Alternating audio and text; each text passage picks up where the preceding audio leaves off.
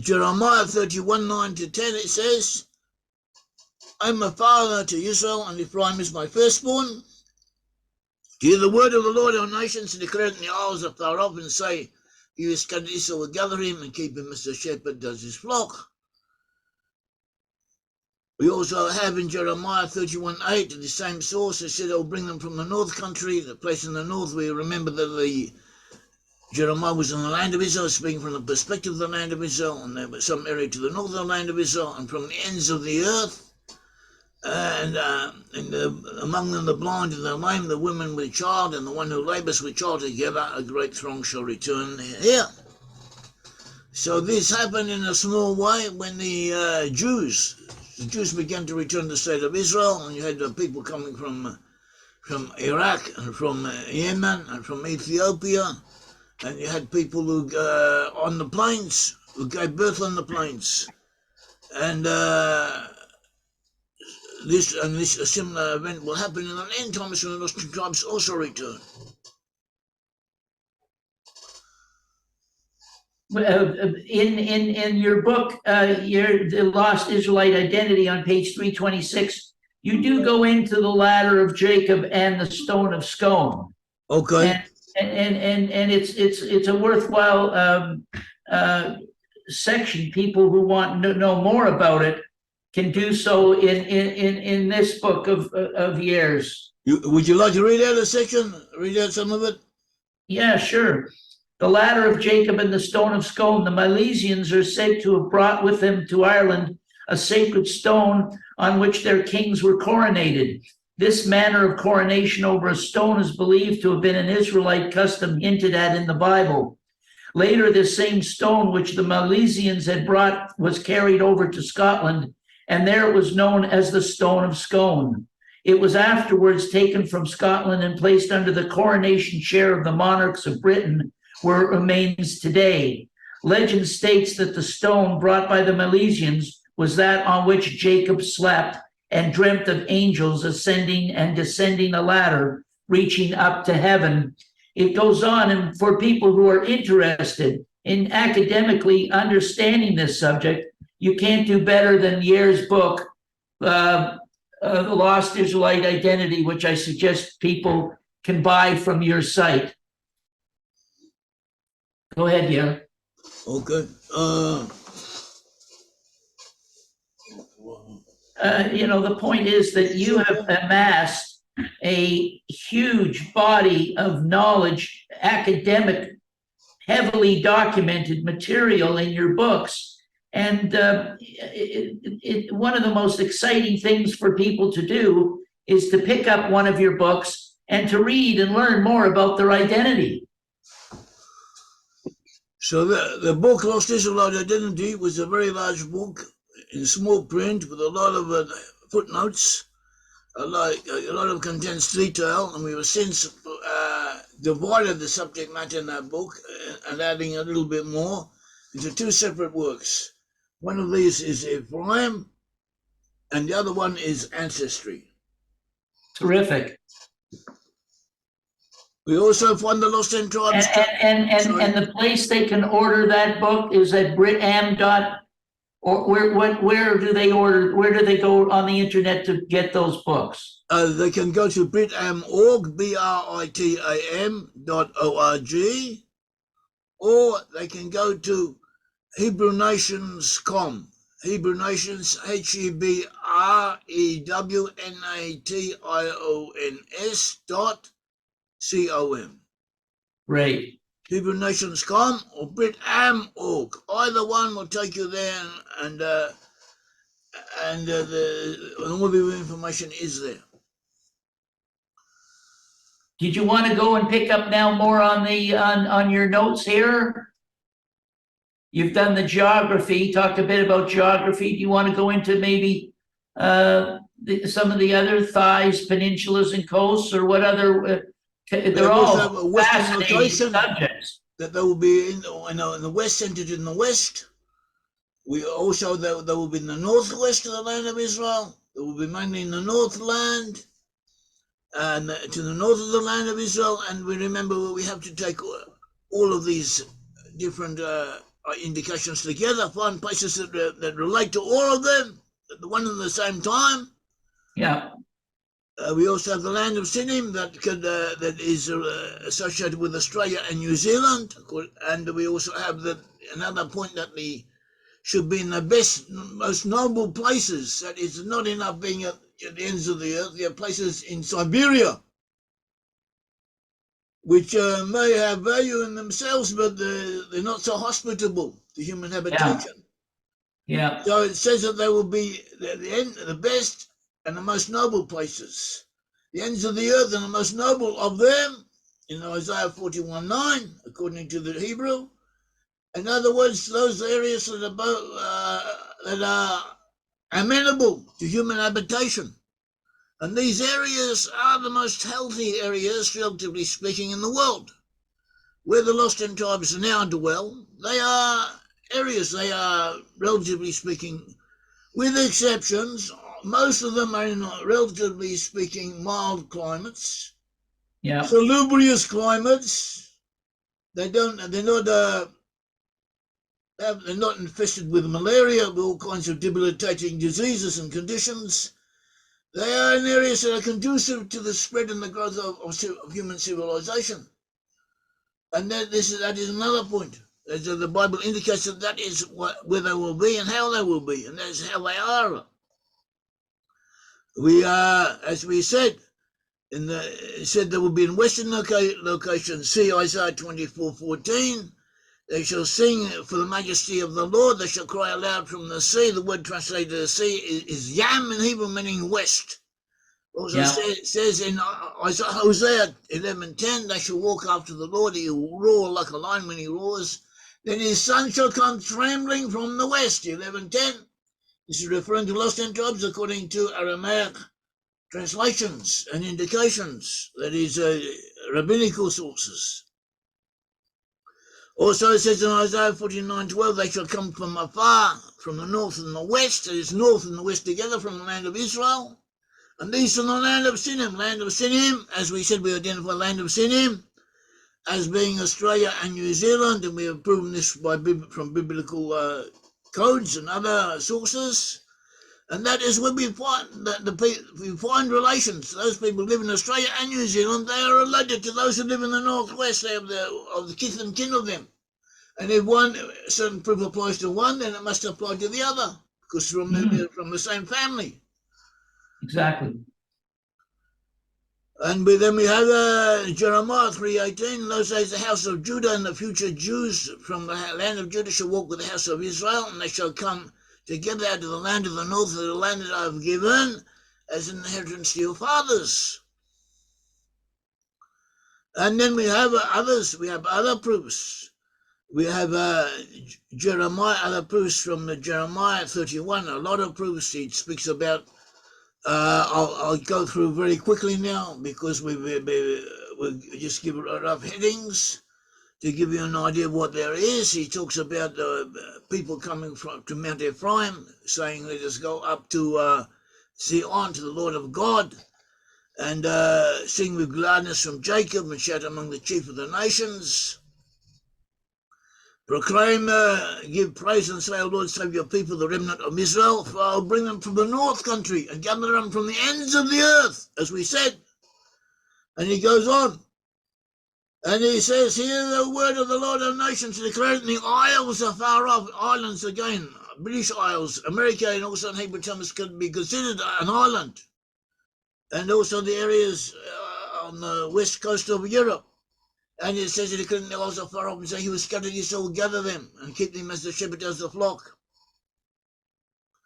And this is what we have. And we have other proofs. We have a proof, so we have in Obadiah, Sefer Obadiah speaks of the lost in tribes being in Tsarafat. In the English translation, and the captives of this host of the children of Israel shall possess the land of the Canaanites as far as Zarephath. The captives of Jerusalem who are in Sepharad shall possess the cities of the south. Look it up in Obadiah 1:20. And then according to the Hebrew original, as explained by Jewish rabbinical commentators, it says that Zarephath means the land of France. And Huh. that the first verse, this first verse should be translated from the Hebrew as saying, this first exile of the children of Israel, meaning the first exile is the exile of the 10 tribes. We should, a lot of us know a little bit about Jewish history. And Jewish history is important, is also part of the Bible, part of biblical knowledge, knowing a little bit about Jewish history and the exiles. But there's always a danger of mixing things up when they should be kept separate to some degree. First of all, you had the last 10 tribes, the 10 tribes separated from Judah. And then the Assyrians came down after a couple of hundred years and took them all into exile. And they went into exile, and in places of exile, they are similar. They became like Gentiles. They were already like Gentiles even before they went into exile. They worshipped idols. And when there were worship nations around them, they intermixed with the nations. So, and they were taken into exile. Even more so were they like that. But they remained together physically. They remained together. Unlike the Jews, when the Jews remained true to their religion, but were scattered all over the place. So after the 10 tribes were taken into exile, and then they moved around and eventually reached Western Europe. Meanwhile, the Jews remained. The tribe of Judah, present-day Jews, are descended from inhabitants of the kingdom of Judah. These are the tribes of Judah, Benjamin, Levi, and minority representatives of other tribes. They remained behind about 120 years or something like that after the exiles of the Western tribes have been taken away by Syria. The Babylonians were neighbors of the Assyria, and they emerged from the Syrian Empire. The Babylonians conquered Judah and took all of its people into exile, took them to Babylon. After 70 years, Cyrus, the king of Persia, conquered Babylon and allowed the Jews to return. And a portion of them did return, but most remained in exile, and that began the Jewish diaspora. So that is the Jewish exile. So there was exile of lost in tribes, and there was exile of the Jews, and there are two separate happenings. So when Abaya speaks of this first exile, he's referring, according to the exile of the lost in tribes of Israel, as Rashi, the foremost rabbinical commentator, says, and he says he took them and they went to Tsarafat, which is a land meaning Sarah, France, according to Rashi and other commentators, such as Abarbanel. Abarbanel says mentioned not only does it mean France, it means France and England together. Nachmanides is also an important commentator, said it means all the areas to the far north, that is all Western Europe. At all events, this source says the lost tribes are in that region expressly. This is not some type of interpretation, some type of extrapolation, some type of commentary that you can take or leave. The simple meaning of this commentator says expressly that Zarephath, where the lost tribes were taken, the first exile, according to Rashi, is France and the region around it. And this is worth going into in some depth, as we have done in some of our works, such as Ephraim, and where we quote all the different sources and analyze them and give a complete and thorough explanation of them. And also additional information may also be found on this one on our website, an article on our website and elsewhere. So that is what we have. Another point we should just bring up another 2 points, and then we'll close up for the time being. It concerns the dolmens. You find dolmens. Dolmens are go into that. That's excellent. Megalithic structures where you have 2 or 3 large boulders, and then you have a boulder like a tabletop on them. And nearly always, also we should mention, you also find these boulders, find them all over the ancient world. You also find them in Japan, in Korea, in Ethiopia, and you find them in the land of Israel, and you find them in the West. And those that are found in the land of Israel, by the land of Israel, I mean also Jordan and Syria, southern Syria and Lebanon, and Judea, where you find them there, you nearly always find them with an inclination of 23 degrees to this boulder at the tabletop. And then you also find this same inclination in Ireland and Britain and in the West. You don't find it in other areas. In other words, this links those areas to ancient Israel. And Jeremiah speaks of this. Jeremiah, according to the commentators such as rabbinical commentators who take rabbinical commentary We take the simple meaning of the verse, and we also take archaeology and we show that they all come together. And the literal verse says, the meaning of the verse in Jeremiah 31:21 says, set up signposts. In Hebrew, zionim. Zionim usually means a stone structure. Make landmarks, tamrorim. Signposts is tamrorim, landmarks is zionim. Okay, make signposts and landmarks. Set your heart toward the highway, the way in which you went. Turn back, O virgin, and Israel, turn back to these your cities. So he's talking about in the end times. They should look at these signs and know that this is how they can go back. We find a tribe, a pathway of migration. A pathway of migration. We find these dolmens, we find them in Scandinavia, we find them in the Netherlands, find them in Belgium, we also find them in Ireland, a lot in Ireland, we find them in Britain, Scotland, and England, find them in France, and then we also find them in Spain and Portugal, also through the Mediterranean, going back to the land of Israel, and we also find others in Bulgaria, what is now Bulgaria, and the Caucasus Mountains, linking up to those in northern Syria. So these are the pathways of migration through which we have shown the different sections of the 10 tribes moved up and to the north and to the west, and they all converged in the same areas. And they left these dolmens behind, and these are described as waymarks that they will have to look at in end times to know where they came from. And this is what we find. Now, if you look it up in the encyclopedia, you'll see what we said, people in a backhanded type of way, but nevertheless, openly acknowledging what we have just said, that they do describe a migratory path of migration, that there are similarities or exactly identical points linking these different stones up to where they are, to each other. But they will claim that it went way, way back, about 10 or 1,000 years more beyond the time that we are talking about, beyond the time the Lost 10 Tribes were exiled. So we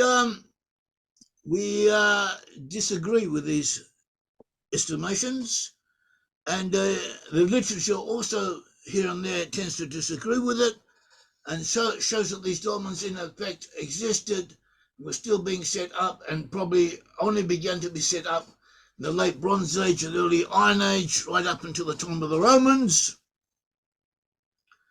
And this is in effect confirmed by artifacts that we find in the dolmens, sometimes underneath the foundations of them. But the modern archaeologists use systems of dating, such as carbon dating and so on, which gives these inflated estimations of their age. And the system of dating that they use is invalid, as proven not only by us but by numerous others long before us. And so this is what we have. We also we showed one last point. The lost tribes, according to Numbers 24:7, were to be in many waters and many oceans, and that they would be, his king shall be higher than Agag, his kingdom shall be exalted, and they shall be the most powerful nation on the earth. And also speaks of, in the same section, of the lion and the unicorn as representing them. The lion and the unicorn are symbols of Britain and its offshoots. So it also that's an excellent review, and you're once again proving the point that there's so much evidence and proof that the 10 lost tribes have migrated out of the Middle East and then gone around the world. And so the prophecies of God in the Bible have been performed as he stated. Also, the gates of the Dario Pass is known, and it's in people in the area call it the gates of Israel, the Dario Pass, which is where really a lot of the tribes in the north passed in their travels. That's true. It's true. The local people do relate that area to the lost 10 tribes of Israel. They have legends in that concerning that. Yeah. It is known. It's in local traditions of the peoples of that area of the Caucasian Mountains. They have traditions, as you said, which are valid concerning lost 10 tribes having been there. So you've been studying this for I don't know how many years, most of your life. Must be, I mean, this is such an important subject for people. The more they know of their own identity, the better a human being they'll be, and the more they'll understand their talents and their abilities. Maybe in the next couple of shows we do, you can talk about how many of the traits of the ancestral fathers, like Reuben and like Judah and like others, passes down to where the nations that God gave them, they take on the traits of their original ancestral father, which is something that is just absolutely amazing. Yes. It's living proof, living evidence. We can say that the Bible indicates that the people from a certain tribe will have this and that qualities, this is such and such national characteristics. And we go to the people who other evidence allows us to identify as being belonging to that tribe, having members of that tribe amongst them. And then we find contemporary descriptions of the national character of these peoples, often written by themselves. And they correspond almost exactly to what we have presupposed based on our identifications. And we don't find this once or twice, we find this hundreds of times. We find this almost with predictable certainty, which says that we are on the right track. Yeah. And this is what we have. Whatever we may feel about us or may feel about how we present it, we are on the right track. We are bringing this evidence to you, and we are messengers. For some reason or other, this is what we are merited to give unto you, and this is what you have. Well, you certainly should be commended on the exceedingly deep academic research that you've done and the irrefutable evidence on the various litmus tests that you created and measurements that so many of these dots line up that it's almost impossible to not see the pattern here that's happened over the millennium. That's true.